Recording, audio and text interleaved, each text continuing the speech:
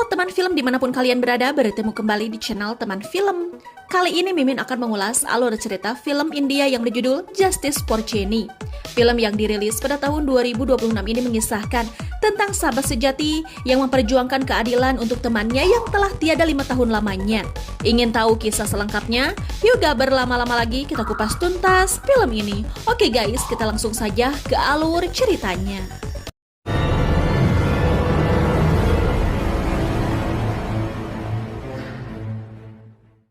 Berlatar pada tahun 2025, di stasiun polisi Adyar menunjukkan seorang inspektur polisi dihubungi oleh komisaris untuk segera menemuinya. Komisaris Prabrakan pun menanyakan tentang kasus pembunuhan 5 tahun yang lalu, di mana korban merupakan seorang pelajar wanita bernama Jenny.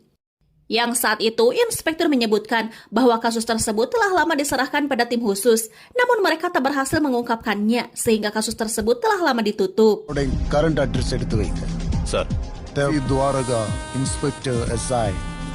Tujuan Prabakan memanggil mereka adalah tak lain untuk membuka kembali kasus tersebut, sehingga para polisi diminta untuk membuka kembali data-data kasus Jenny berikut orang-orang yang dulu dijadikan saksi. Files எல்லாத்தையும் எடுத்து வைங்க. Sir. And அந்த case handle பண்ண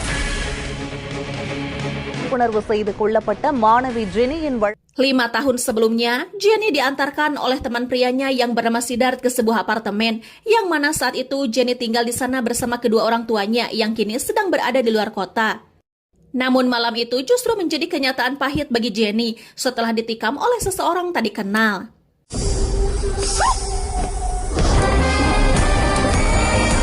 Jenny pun ditemukan dalam kondisi yang mengenaskan setelah polisi mendapat laporan dari satpam apartemen tersebut.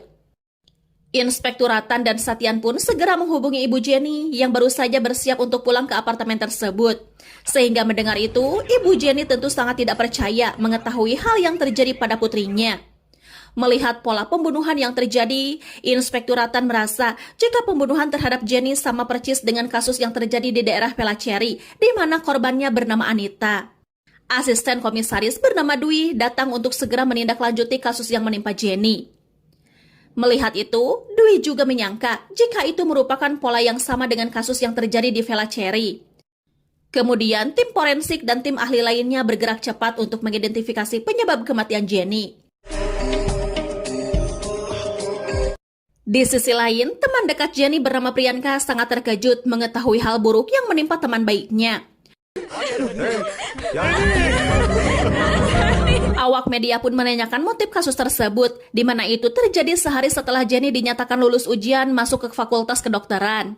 Dan orang pertama yang polisi mintai keterangan adalah satpam apartemen tersebut. Sedangkan Dwi mendapatkan informasi dari dokter autopsi yang menyatakan jika pelaku sangatlah sadis yang menikam Jenny setelah memperkaosnya berkali-kali, yang mengakibatkan beberapa organ tubuhnya rusak fatal akibat banyaknya tusukan yang dialaminya. Dwi pun meminta agar tim autopsi segera memeriksa DNA pelaku melalui sperma yang ada dalam tubuh Jenny. Kemudian, Jenny pun dimakamkan dengan penuh duka mendalam dari kedua orang tua berikut teman-teman terdekatnya, yang mana saat itu Priyanka satu-satunya teman yang benar-benar merasa tak terima tentang apa yang terjadi pada Jenny.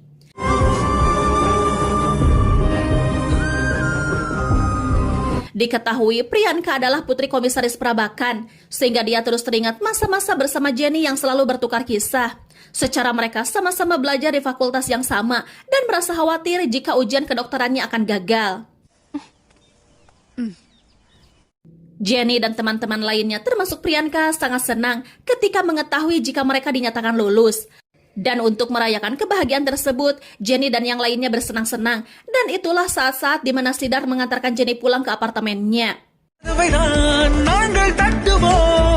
Dwi pun langsung menindaklanjuti kasus tersebut, di mana kasus ini sangat menarik perhatian berbagai awak media, berikut para mahasiswa yang melakukan aksi demo demi menyuarakan keadilan untuk Jenny.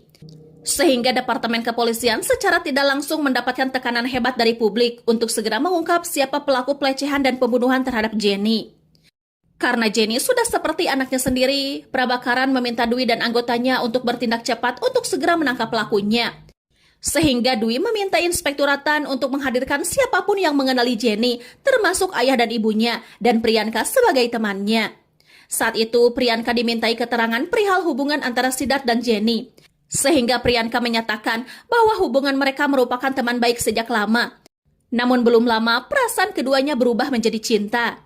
Dwi pun tak segan menanyakan hal-hal sensitif pada Priyanka, meskipun Priyanka adalah anak komisaris. You can go. Kemudian, orang tua Jenny pun menceritakan panggilan terakhir Jenny dengan mereka 3 jam sebelum Jenny menjadi korban. Diketahui, tak ada hal-hal yang mencurigakan. Kedua orang tuanya juga tak memiliki masalah apapun sebelumnya. Dan perihal hubungan Jenny dengan Siddharth, mereka hanya mengetahui tentang hubungan mereka sebatas teman saja. Dan Siddharth merupakan anak yang baik, sehingga ayah Jenny meminta Dwi untuk tidak mempertanyakan hal-hal yang membuatnya tak nyaman. Karena meskipun demikian, Jenny tak akan kembali dan biarlah kini Jenny pergi dengan tenang. Karena diduga menjadi orang terakhir yang bersama Jenny, Siddharth pun diminta untuk mengakui semua yang telah dilakukannya. Yang mana saat itu, mereka sepakat untuk tetap bahagia seperti halnya ketika mereka dinyatakan lulus ujian kedokteran. Dan malam itu, Siddharth pun bergegas pulang. Namun tak lama kemudian, Jenny menghubunginya dan meminta untuk menemaninya minum teh sambil menunggu orang tuanya pulang. Namun karena sudah larut malam, Siddharth menolaknya. Sehingga Jenny sempat mengancam bahwa dirinya akan mengajak teman pria lainnya yang bernama Matthew. Tak ingin ada laki-laki lain yang menemani Jenny, Siddharth pun memutuskan datang ke sana. Namun saat itu kamar Jenny sudah terkunci dan tak menyahuti panggilannya. Sehingga Siddharth pun bertanya pada satpam apartemen dan si satpam menjawab jika Jenny belum keluar setelah dia kembali ke sana. Karena merasa ada hal yang aneh dan takut terjadi sesuatu, satpam pun segera menghubungi polisi dan itulah saat-saat di mana Jenny ditemukan dalam keadaan mengenaskan. Sir, கேக்குதா sir?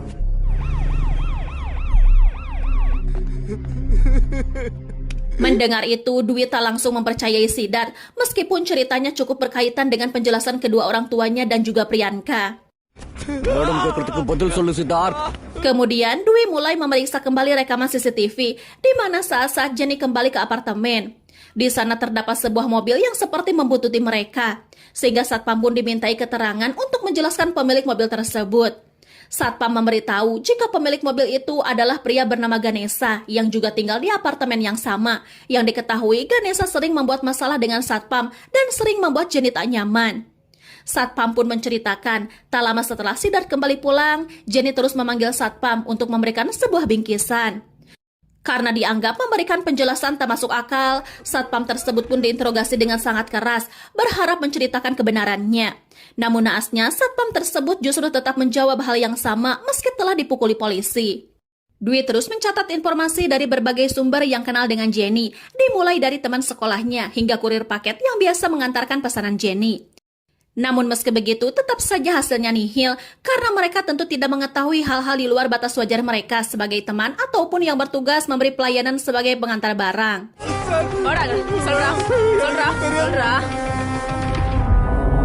Satyan pun datang untuk memberitahu jika tim ahli tidak menemukan sebuah indikasi kriminal di mana seluruh pintu dan jendela kamar Jenny dalam kondisi baik-baik saja, sehingga dapat dipastikan pelaku masuk bersama dengan Jenny sendiri.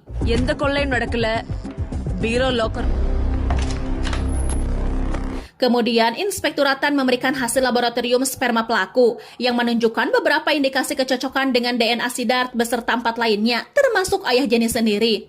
Sehingga Dwi akan memeriksa mereka tak terkecuali ayah Jenny, karena bisa saja ayahnya justru memiliki kepribadian lain dan bertindak keji pada anaknya sendiri. Di sisi lain, Priyanka terus dihantui dengan bayangan Jenny yang hadir di sela-sela malamnya.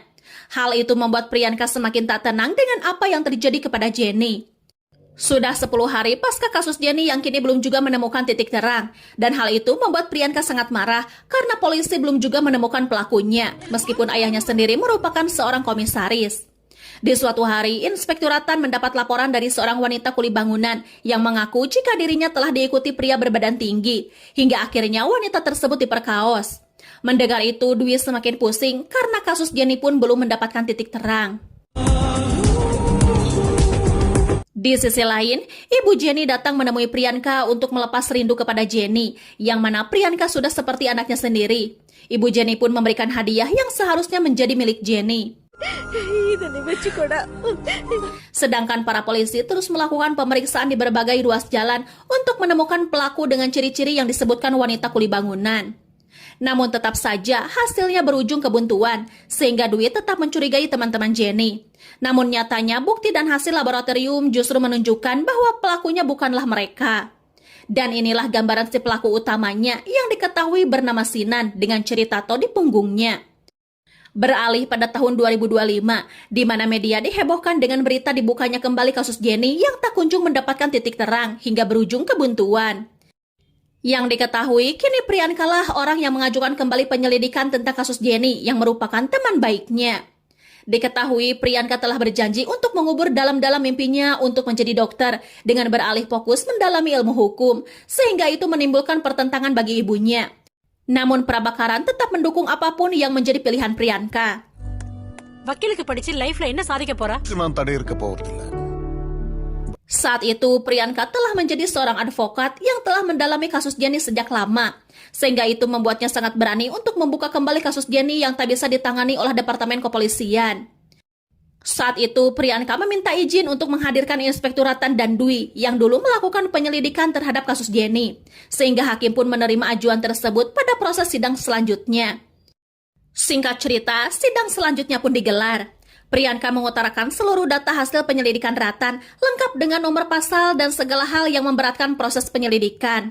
Yang mana saat itu Priyanka menyudutkan Ratan sebagai polisi yang ceroboh dalam melakukan tugasnya.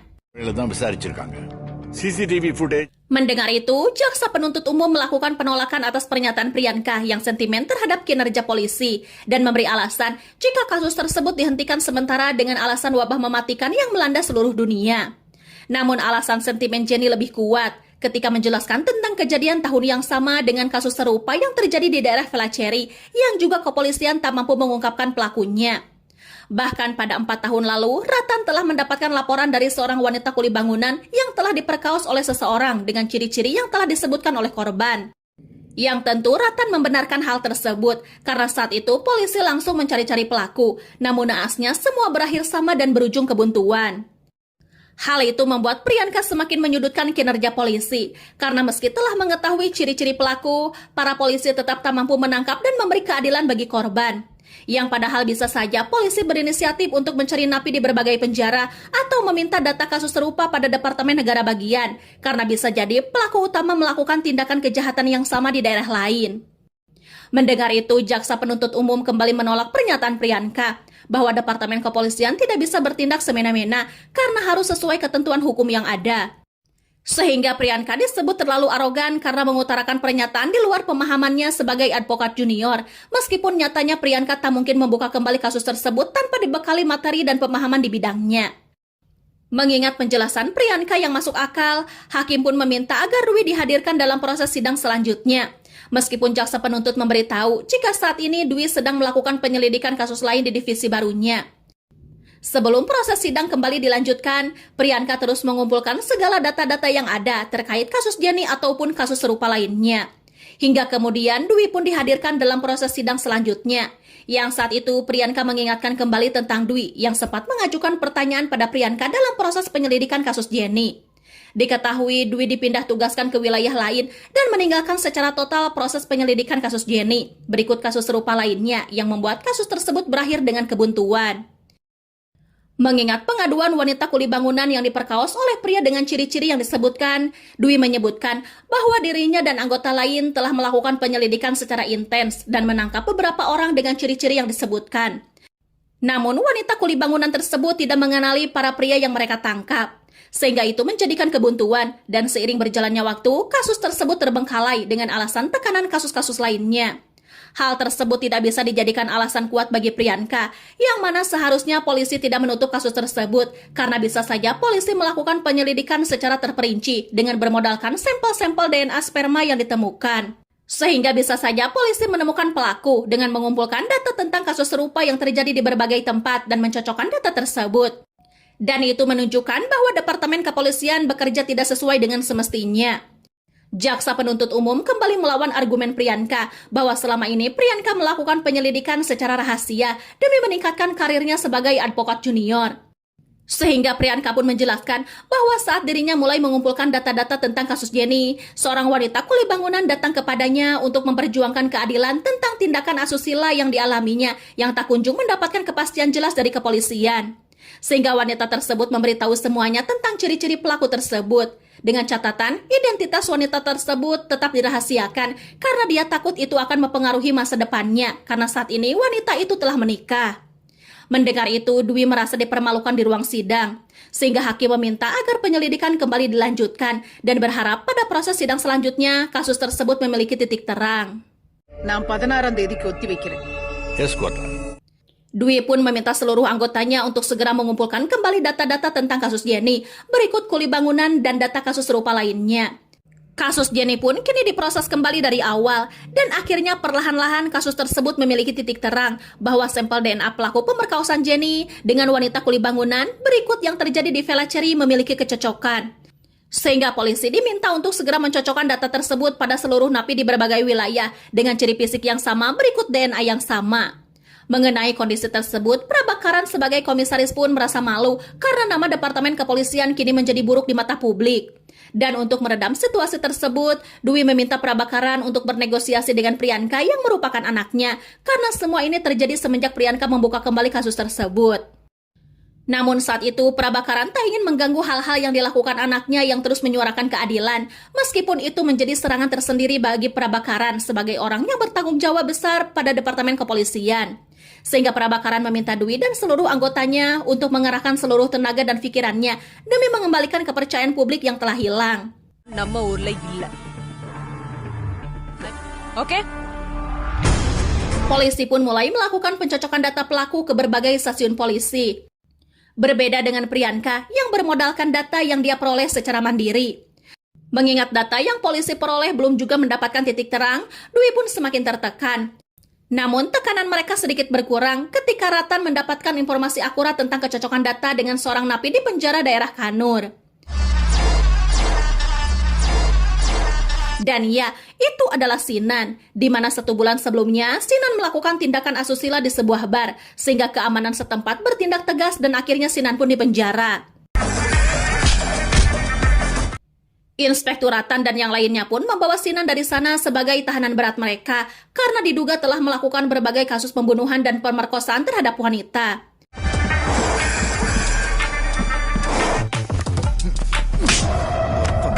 Saat itu, Sinan masih terlihat kalem meskipun jelas-jelas dirinya akan dihadapkan dengan hukuman yang sangat berat.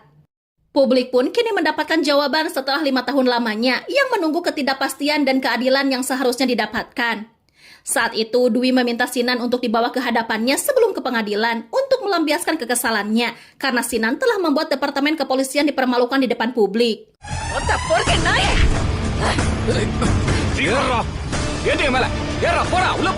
Wajah marah terpampang pada setiap aktivis muda berikut orang tua, dan Priyanka pun sudah sangat geram melihat Sinan yang berwajah seperti tidak memiliki dosa apapun.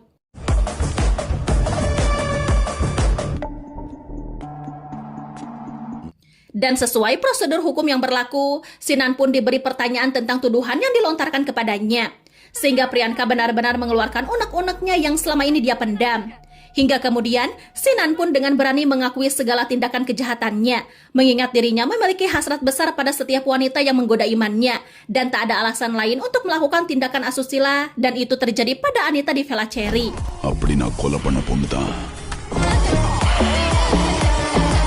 Saat itu, Anita yang tak bisa terima pun berusaha untuk membalasnya. Namun naas, itu malah menjadi akhir tragis bagi Anita.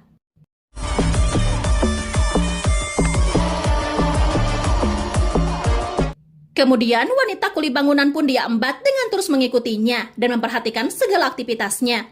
Hingga sampailah di suatu malam, Sinan berhasil memasuki kamarnya dan melakukan tindakan kriminal sesuai yang diceritakan. Wanita tersebut selamat hanya karena dia tidak berontak, karena jika melawan, maka Sinan akan segera menghabisinya. Sebelum mendekam di penjara, Sinan terus menghabiskan hari-harinya untuk melakukan tindakan yang sama pada para wanita yang menggoda hasratnya. Sehingga dapat dipastikan jika sudah tidak terhitung jumlah korban Sinan yang telah dia perkaos dan berakhir pembunuhan. Dan kali pertamanya dia melihat Jenny yaitu di supermarket. Sehingga mulai saat itu, Sinan terus mengikuti segala aktivitas Jenny yang sesuai dengan pernyataan Sidar dan teman-temannya. Dan sampailah saat-saat di mana Sidar telah mengantarkannya pulang. Sinan pun diam-diam memasuki apartemen tersebut. Yang saat itu, Jenny yang lupa akan memberikan sebuah oleh-oleh pada satpam pun membiarkan kunci pintu kamarnya terpasang. Sehingga Sinan dapat dengan mudah untuk masuk ke sana dan mengeksekusi Jenny. Yang saat itu Sinan mendengar bahwa orang tua Jenny akan segera sampai di sana dalam waktu 3 jam. Saat itu Sinan tak tanggung-tanggung mengutarakan setiap detail yang dia lakukan pada Jenny, dimulai dari sentuhan, perkawasan yang dilakukannya berkali-kali, hingga tikaman pertama dan terakhirnya, yang membuat Jenny tewas, dan itulah saat-saat di mana Siddharth mengetuk pintu kamarnya. Namun naasnya Siddharth tak mampu mendengar Jenny. Menyadari jika polisi kini sedang mencarinya, Sinan dengan sengaja melakukan kasus kecil seperti yang terjadi di bar dengan tujuan hukumannya tidak terlalu lama, namun itu mampu mengelabui para polisi lain yang menyelidiki kasus pembunuhan yang telah dia lakukan, dan itu sudah menjadi rencananya sejak lama. Mendengar itu, hakim tentu tidak memiliki alasan lain untuk pengajuan banding ataupun proses lainnya, selain langsung memberi hukuman seberat-beratnya pada Sinan. Namun meski begitu, putusan akan dinyatakan benar setelah mendapatkan pengakuan dari wanita kuli bangunan apakah Sinan ini adalah orang yang sama atau orang yang berbeda. Sehingga selama proses putusan berlangsung, hakim pun meminta agar Sinan diperiksa secara mental untuk memastikan apakah motif Sinan disebabkan gangguan mental ataupun hal lainnya. Selain itu, hakim akan menemui wanita kuli bangunan untuk dimintai pernyataannya secara pribadi. Hal itu dia lakukan karena takut jika wanita tersebut dibawa ke pengadilan, maka masa depan rumah tangganya akan terancam jika suami wanita tersebut tahu bahwa istrinya telah menjadi korban pelecehan. Wanita kuli bangunan tersebut pun tentu sangat ingat betul wajah pelaku yang tak lain adalah Sinan. Hingga kemudian hasil pemeriksaan mental Sinan pun menunjukkan bahwa secara fisik dan mental Sinan sepenuhnya baik-baik saja dan semua yang dilakukannya dalam keadaan sadar. Di sisi lain, Prabhakaran sangat bangga terhadap anaknya yang sangat berani mengungkap kasus yang sangat sulit dipecahkan. Bahkan ayahnya sendiri sebagai komisaris sampai tertekan dengan adanya kasus tersebut. Namun saat itu Prabhakaran meminta Priyanka untuk selalu waspada karena dalam dunia yang kini Priyanka jalani terdapat berbagai lika-liku dan ancaman yang tak pernah disadari sebelumnya. Priyanka தொடங்கின இந்த case Hakim pun memberi apresiasi pada Priyanka yang telah berhasil mengungkap dan memberikan keadilan bagi para korban termasuk Jenny sebagai teman baiknya. Priyanka pun menyatakan bahwa semua yang terjadi merupakan peringatan bagi setiap pihak yang berwenang dalam memberikan tindakan hukum, baik itu polisi ataupun tim khusus lainnya, untuk selalu memberi arahan dan pencegahan bagi para wanita untuk berpakaian rapi dan tidak menggoda iman. Karena pada dasarnya, manusia terutama kaum lelaki yang bukan penjahat pun akan kehilangan akal sehatnya setelah dikuasai oleh nafsu. Dan kasus tersebut pun menjadi perhatian bagi setiap orang tua untuk selalu memperhatikan anak perempuannya untuk mencegah tindakan kejahatan dan tidak menunggu sampai kejahatan itu sendiri menghampirinya. Sesuai pengakuan Sinan tentang segala tindakannya, berikut seluruh pernyataannya yang sesuai dengan informasi yang telah dikumpulkan, hakim pun memutuskan hukuman mati kepada Sinan. Jaksa penuntut umum pun sangat mengapresiasi Priyanka, dan secara tidak langsung, kini Jenny pun pergi dengan tenang setelah mendapatkan keadilan. Dan film pun berakhir. Oke teman film, itulah kisah dari film Justice for Jenny. Jangan lupa like, komen, dan subscribe bagi yang belum ya. Bye-bye.